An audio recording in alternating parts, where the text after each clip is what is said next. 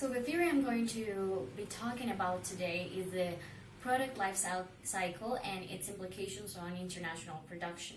The approach I'm going to be taking is the one of Raymond Vernon, proposed in 1966. Okay, his approach is concerned with several important concepts such as the technological gap, FDI, uncertainty and risk, for instance, economies of scale, as well, and locational patterns. But in order to comprehend how each of these concepts fit into the theory, it is very important to go back and see the background and the antecedents for the theory or the approach that he proposed. In the 1960s, we saw a developing of international trade theories that addressed the technological gap. Posner in 1960, for example, in 1961, in fact, he said that the innovation that the product of innovation that took place in a country would give that country a certain technological advantage that could be cumulative. So the cumulative technological advantages, the extent and duration of said advantages would depend on the cumulative advantages that the innovating firm had, the spread of demand for the product that was newly produced, and also the spread and the fusion of the product for other firms, for competing firms. So, for instance, how long it would take other competing firms in other countries, either domestically or in foreign locations, to develop or imitate that initial innovation. So, for instance, he also talks that these technological advantages are maintained through dynamic economies of scale. Hofbauer in 1966 takes into account how long has the firm been engaged in the production of this new product, and doesn't take into account that much how long it has been, or like the volume of past production, for instance, which is what was addressing what was addressed in the previous theory proposed by Posner with the dynamic economies of scale. So, for instance, he takes into consideration other factors such as the relative wages and the trading countries, and he also factors in another incentive for companies to speed up in the process of spreading the innovation, and he also takes into account, for instance, the lure that the high profits of developing this new product could entail for the companies that could produce it. Simon Kuznets in 1953 had been linking the demand for the product to the stage in the product life cycle, as to say. So, for instance, it would go from innovation to maturity. So in the first stage, which would be innovation, the demand would be very slow. Then it would accelerate, and when it reaches maturity, it would slow down again.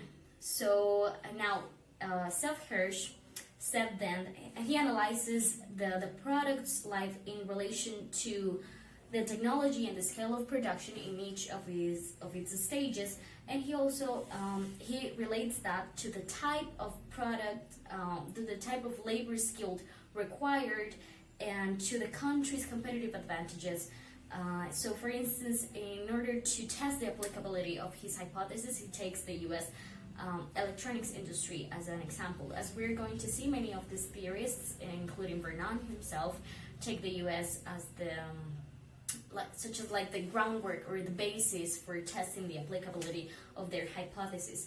So, for instance, Hirsch says that the product in its initial phase will require highly skilled and high-cost labor, and that the capital expenditure in this first stage would be lower. Then that the ratio of labor to capital is reduced when in the growth phase, and that by maturity the mass production and mass distribution will require a higher influx of capital. So the product and the mature phase becomes standardized, and the need for skilled labor is reduced, and more unskilled labor is required. So Hirsch identifies that the U.S. has competitive advantages in the growth phase, because it requires large amount of capitals, which the US has, and there is also skilled managerial labor required, which the United States also can provide. However, that the United States loses competitiveness in other stages and later phases, such as maturity, when standardization is required or becomes common and unskilled labor is required. So according to this kind of like sheds light a little bit on the Leontief paradox. And in order to explain this paradox, we have to talk about its foundation. It takes basis in the factor proportion trade theory. What this theory says is that, for instance, a company that has abundance in capital is more likely to export capital-intensive products, whereas a country that is abundant in labor will most likely export labor-intensive products. But the paradox that Leontief found in the 50s was that the United States was exporting products that were less capital-intensive than the ones it was importing, whereas Japan, that was abundant in labor at the time, had a very high capital to output ratio. So the way he explained this was by saying that the United States, in the growth phase in which it was the strongest, he did it. The production process of the products sometimes didn't require that much capital, but instead highly skilled labor, such as like scientists, engineers, for example. So that's what they were requiring at the time, not so much capital, but instead highly skilled labor. And Japan, for instance, they were strong in maturing products that were already mature. But at the time, they had all this availability of capital, and in this phase, that's what was required mostly, like more the capital instead of the labor. Yeah. Now, going back to the academic that we're going to be focusing on today, Vernon, in 1966, he also addressed the technological gap and the product life cycle. But when other researchers were thinking about how the technological gap and the product life cycle affected international trade, Vernon kind of like centered his research, his article, in explaining how the technological gap and the product life cycle related to international production. Although we can see in his article that he also talks about how it impacts international trade. Yeah. So what Vernon proposed was that, for instance, any enterprise in any of the advanced countries of the world is not distinguishably different from those in any other advanced country in terms of access, for instance, to scientific knowledge and scientific principles. However, so they were all capable of comprehending scientific principles. However, the probability of application of such knowledge is not the same, and there is a large gap between the knowledge of the scientific principle and its embodiment into a marketable product. So the consciousness of opportunities and the responsiveness that vary and these are related with the market conditions. So these are like the three things that are required when one is to exploit the scientific knowledge: the consciousness of the opportunities, the responsiveness that we have to those opportunities, and the market conditions for those opportunities. So he said, for instance, that the United States offered unique opportunities for entrepreneurs to exploit scientific knowledge and translating those scientific knowledge into marketable products. So what are the characteristics that makes the US market such a unique market, as he said? So there are three characteristics. The first one is that the average income per capita in the US is very high. The second characteristic is that the US is a very, very large market. And the third characteristic is that capital is abundant in the United States, whereas labor is fairly scarce. So, for instance, any product that would save costs in production, labor costs in production or consumption, could be marketable easily in the United States. Now, talking about the first two characteristics, these two would mean for the entrepreneur that new products whose demand require a high income per capita are more likely to thrive in the United States. And the third characteristic, as I mentioned before, implies that the US will be a fertile ground of products designed to save labor at the consumption or production levels, or even both.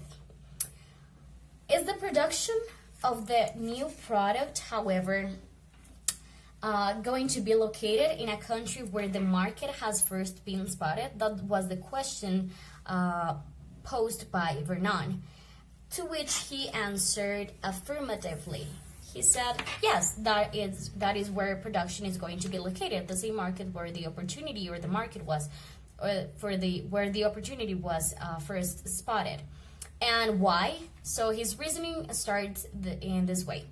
So the product initially is unlikely to be standardized, but will come in a variety of models. So in these first stages, flexibility and freedom in adapting the product and changing input as are necessary. So the flexibility is not only required for these adaptations in the product, but also adaptations in the production process. And more importantly, flexibility is required in the adaptations to the market in accordance to the requirements of consumers and also their criticisms. So in this case, proximity of production to the market is essential to ensure effective communication. Consumers' opinions are very, very important in order to make the product successful and amongst the consumers that it is trying to be marketed to. So at first, the company or the innovative company will enjoy a high degree of differentiation and a monopolistic position. And this means that, for instance, the price elasticity is going to be very low. So there are no excessive worries in translating the high costs into prices. But why is the price elasticity so low? This is due to two reasons that we already kind of mentioned before. So the first one is that there is no real competition, and that, as we said before, the consumers have a high income per capita, so they are willing to pay and they are prepared to pay high prices. Now, as demand grows, the need for flexibility and proximity to customers decline, and competition gains momentum. This is when the concern about production costs kind of increases and replaces the concerns for product characteristics. So now it is a competition. Now that competition has gained momentum and market share, they may affect the price. That is why saving on costs is now more important than focusing on product characteristics and uniqueness and product differentiation. Now, the demand may also expand in advanced European countries with high income. So first, this new demand may be met by exports, but then it makes more sense to switch to foreign production. And the factors that support this strategy are that there is the threat of rivals in these European markets to start imitating the products. There is also another factor, and that is that the production costs in these European countries might be lower, and also that there is a threat posed by import controls by European governments in the form of, for instance, tariffs. Now, he also says that it is possible that if production costs outside the US are low enough to outweigh transport cost, the product will be imported into the USA. It also changes international trade patterns. So what was at first being exported now is being imported into the US, as transport costs aren't as high as production costs in the US are. So now, as the product becomes more and more standardized, it will require production processes with high capital intensity, and then it will require to switch for better locations that could offer cost cutting. For instance, cheaper places where wages are lower. So this is when production moves to developing countries. So imports to the US will continue to increase, and that is where the US will continue to lose competitiveness as a production location.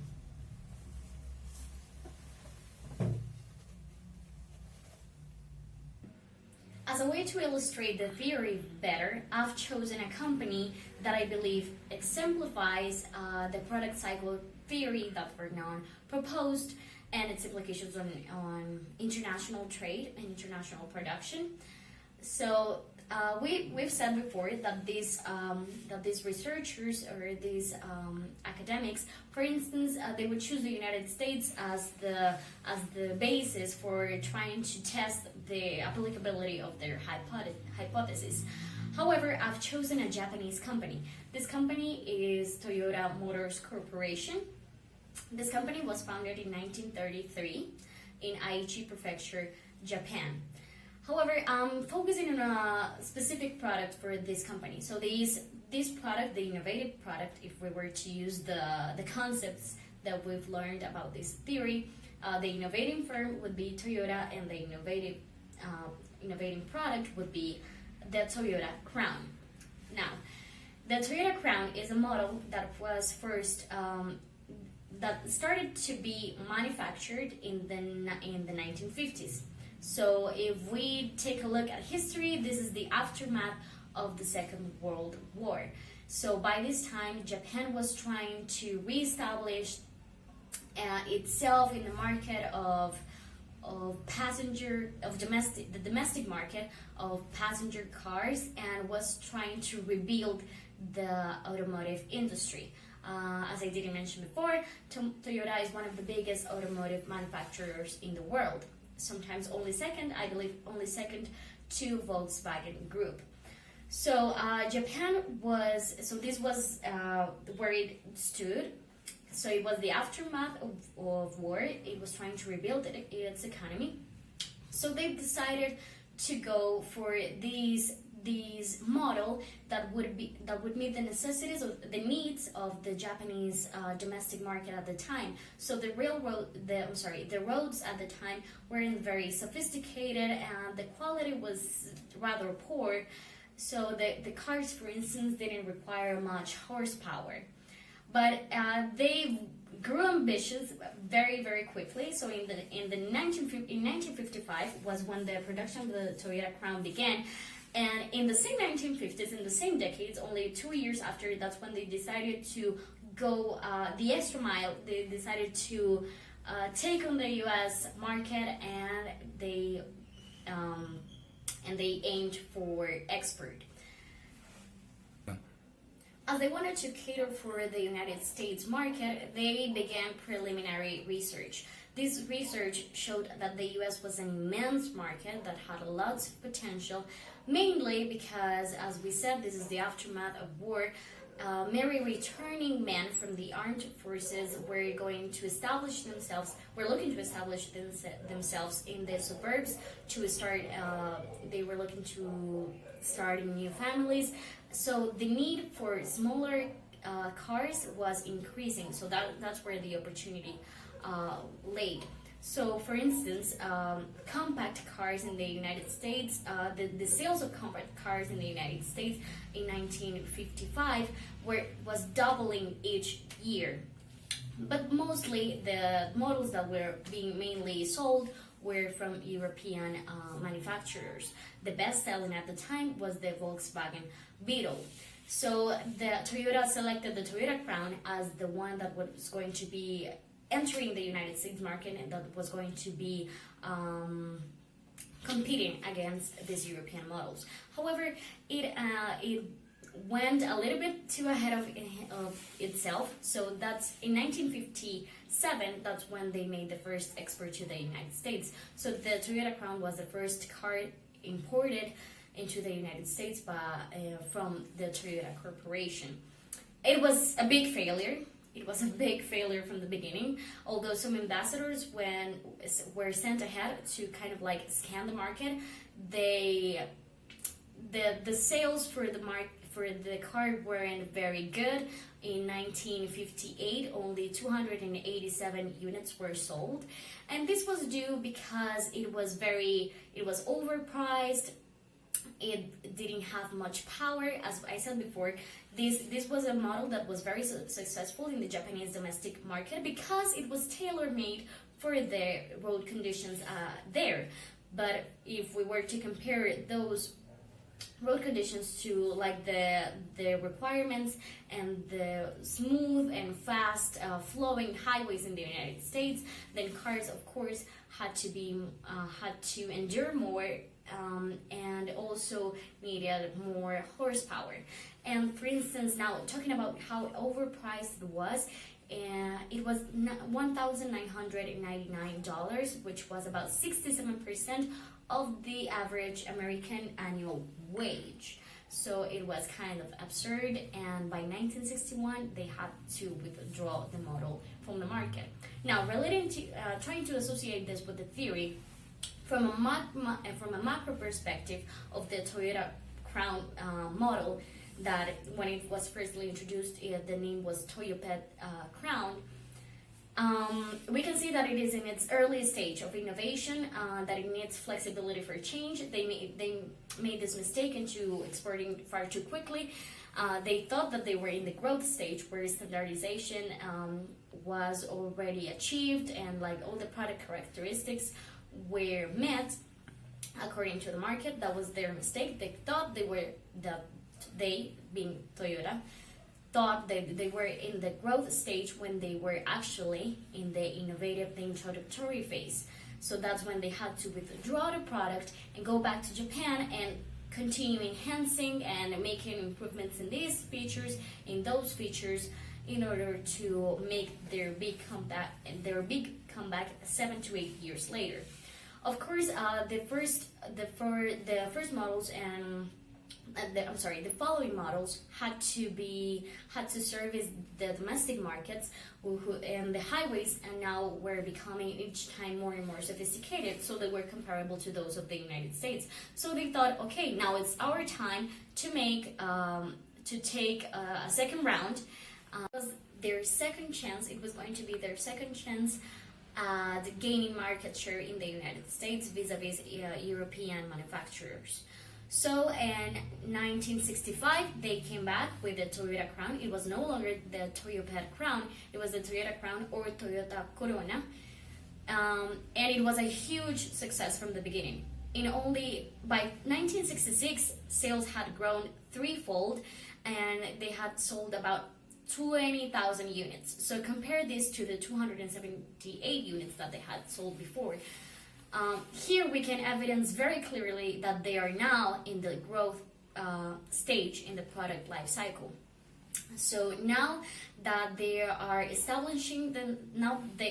were establishing themselves in the U.S. market, they were gaining market share, they were being recognized. That's when they, for instance, had to start to become more concerned about production costs. Why?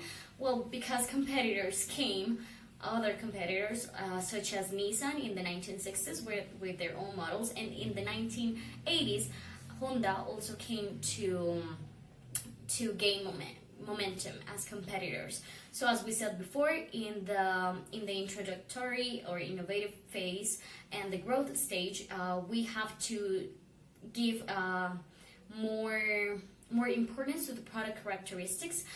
But then as the product reaches maturity, and competitors start to gain a hold of the market share, then product characteristics and differentiation takes kind of like a second degree of importance, and now cost cutting and cost saving is more relevant. So this is why in 1988, Japan, or Toyota, opened its first manufacturing facility in the United States. That's where they would manufacture engines. They would manufacture also transmissions and aluminum castings. And by 2002, it established the manufacturing facility where they would make the Crown models in China, in Beijing specifically. So this is how it exemplifies the theory. Production starts in the domestic market, which was Japan. Then it moved on to a similar market via exports, which was the United States. Then production would be set there as well in the exporting market. And then as maturity is reached, it would move on to a developing country in order to save on labor costs. So this is what happened with the Toyota Crown and the Toyota case that I believe exemplifies the product life cycle and its impact on international production. It went from the domestic production to another advanced economy, and then to the developing country in order to reach savings in production costs. And I want to wrap up this video talking about some comments and criticisms that followed the Vernon's approach in 1966. And interestingly enough, it came from Vernon himself in 1979. He identified that there had been some changes in the internationalization process and also in European countries, that it was necessary to go back and check again what he had first proposed in 1966. So talking about the changes in the internationalization process and also the diffusion of new products, he outlines that multinational corporations have a bigger international or a larger international reach, and the spread of their operations is larger now. So it is engaged in more and more global planning. So for instance, the overall lag that took between the appearance of the new product and its spread into other locations in other countries diminished considerably. He also said about the changes in European countries, like for instance the differences that were first spotted in terms of per capita income, cost of labor, and size of markets and consumer tastes against the United States had also diminished considerably. This led to the conclusion that multinational corporations became global scanners, and that more products were being standardized, and also that the international environment that generated the product life cycle was kind of like disappearing, so the theory was less and less applicable.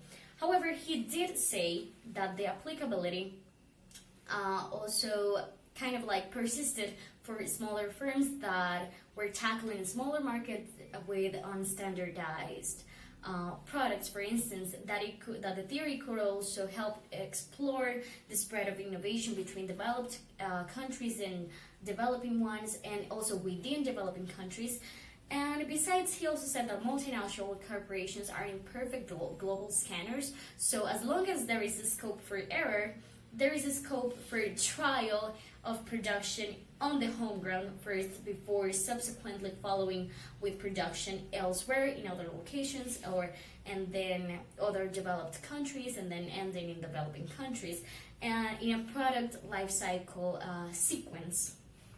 So that's what I wanted to talk about on this video. Thank you very much.